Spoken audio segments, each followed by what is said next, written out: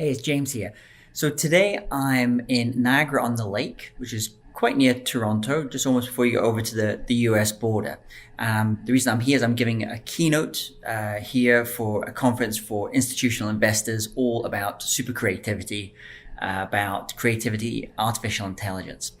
And because over the course of the next really 2 months, I'm speaking a lot. I'm basically speaking kind of non-stop for the next 2 months. So a question I'm sometimes asked is, how do you remember all these different speeches that you have to give? Because they're all obviously tailored for the different clients.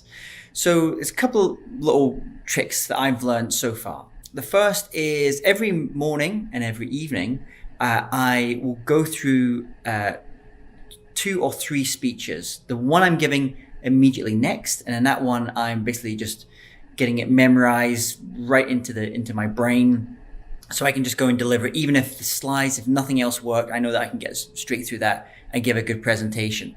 The other one I'm usually rehearsing is the one I'm going to be giving straight after that. So the next one after that, just so I'm feeling I'm kind of on top of it. And the third one I'm working on is the one that comes after that. And usually I'm in the process of writing it or making some final tweaks or, just going some final detail. But I'm not actually necessarily speaking out, rehearsing it like I would with the other two. So I'm always kind of working kind of 3 speeches ahead. Sometimes as well, I'll add a fourth one if I'm working on one just now, which is about 2 months' time, right at the end of this tour, which is very different from all the other ones. So probably tomorrow, I'll actually start just kind of sketching that out a little bit more, kind of going through some of the kind of big ideas that I want to have on that speech.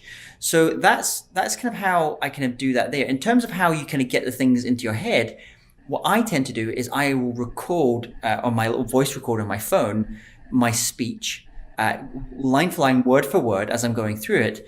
And then it means as I'm out walking, doing other things, like in the car coming here today, I'm listening to the speech because I can remember the sounds of how a speech goes, and I get that into my brain better than if I read it. It's not the same for everyone, but that's certainly what works for me. So always going to be working a few speeches ahead. Another little trick, if you start to get a little bit confused, which speech is this? And the lines start to get blurred between one speech and the other. Another little trick I found is if I'm giving a speech, if I haven't spoken at a venue before, I will go online and I will look, if it's a hotel like this one, I will look at the room on the website and visually remember what that room looks like. And as I'm kind of going through the speech in my head, I'm imagining myself giving that speech on that stage. And that means as I'm rehearsing it in my head, I'm visually there, which is different from if I'm, the speech I give next, I'm in a completely different, I'm more like an auditorium, a theater. So using that visual power that you have in your brain is also a really good thing to do. So that's some of the little tricks I certainly use about how to remember multiple speeches, how to be working up multiple speeches at the same time. And a final one I would say is, this happened only a few days ago when on this speech, I was going through some final things and I just thought I want a little bit more time. The organizer said, we'd love to have some time to do Q&A. And so what I decided to do, I said, I needed to drop out about 3 minutes in my speech. And I used, the technique I use when I'm building my speech is like building them like a set of a music artist building a set, like a live show. So I'm building them in songs. So like every few minutes, almost like another song in my set. And sometimes I'll pair 2 songs together. I'll pair 2 ideas in a speech together because these really work very well closely together. So probably what I'll do, maybe over the tomorrow or the day after, I'll explain exactly how I do that.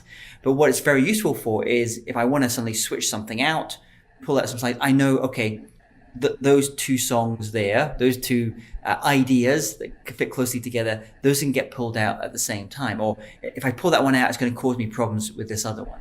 So building up your songs in modules, or like building up your speaking presentations like modules, or like songs in a set like a music artist, is another way to get very dynamic with how you create and how you deliver your speeches.